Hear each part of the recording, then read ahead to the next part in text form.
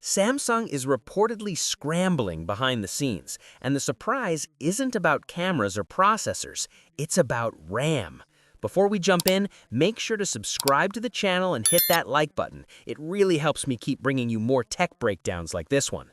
With the Galaxy S26 launch just weeks away, Samsung's CEO is calling an urgent, highly unusual meeting with Micron at CES 2026, and that alone tells us something serious is going on. This matters because RAM isn't a spec you can easily swap at the last minute.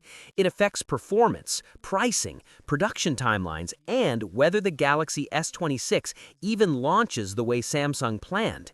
Right now, the entire memory industry is under pressure, and Samsung may be walking into its next flagship cycle at the worst possible time.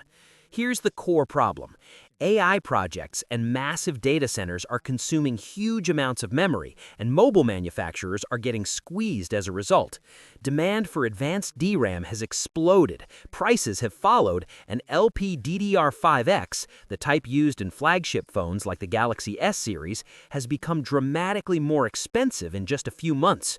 To put real numbers on it, a 12GB LPDDR5X module that cost around $30 earlier this year is now sitting close to $70. That's not a gradual increase, that's more than double. For a phone that ships in millions of units, that single component can blow up an entire cost structure. Samsung has already raised RAM prices internally by up to 60%, and now the pressure is landing directly on its mobile division. That's why this reported meeting between Samsung Electronics CEO T.M. Rowe and Micron CEO Sanjay Mehrotra is such a big deal. CES is normally chaos, packed schedules, public demos, brief handshakes. Companies don't usually schedule serious private negotiations there, especially not at the CEO level. But Samsung requested this meeting anyway, and Micron agreed on short notice. That suggests this isn't a courtesy chat. This is about locking down actual supply volumes and pricing for the Galaxy S26, which Samsung still hasn't finalized, not with Micron and not even fully with its own semiconductor division. And this is happening on top of other cost pressures that are already weighing down the Galaxy S26 project. Snapdragon chips now make up the majority of Samsung's flagship processor orders, and they're more expensive than ever. The Exynos 2600 is technically in mass production, but it's only expected to cover about 30% of the S26 lineup. On top of that, its planned wafer output has reportedly been reduced, limiting how much relief it can provide. So Samsung's mobile division is getting hit from every angle at once. Processors cost more, memory costs more, long-term contracts are off the table because suppliers want flexibility to keep raising prices. Samsung is now negotiating memory deals quarter by quarter instead of locking in stability years in advance, which is never ideal when you're trying to plan a global flagship launch. That puts Samsung in a tough position: raise prices and launch on time, or absorb the cost and take a margin hit, delay production and risk supply shortages, or compromise on configurations. None of these options are clean. And this is where the Galaxy S26 question gets interesting for buyers. If RAM prices stay this high, Samsung may have to rethink base configurations.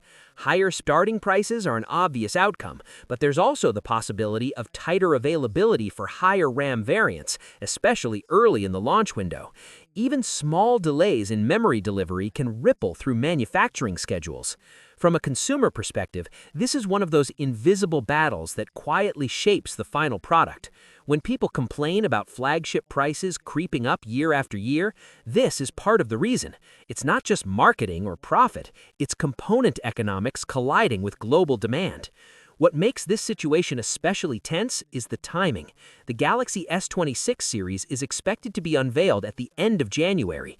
That doesn't leave much room for uncertainty.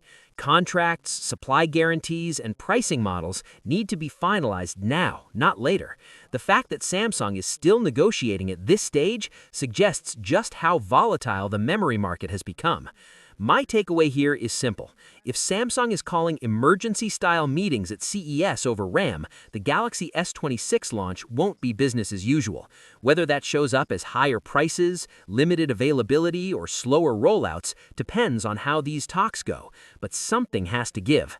The Galaxy S26 may still arrive on time and fully loaded, but behind that polished launch event is a company trying to balance skyrocketing component costs against expectations that phones somehow shouldn't get more expensive. And in 2026, that balance is harder than ever to maintain. What's your thoughts on this? Let me know in the comments section. See you in the next video. Take care.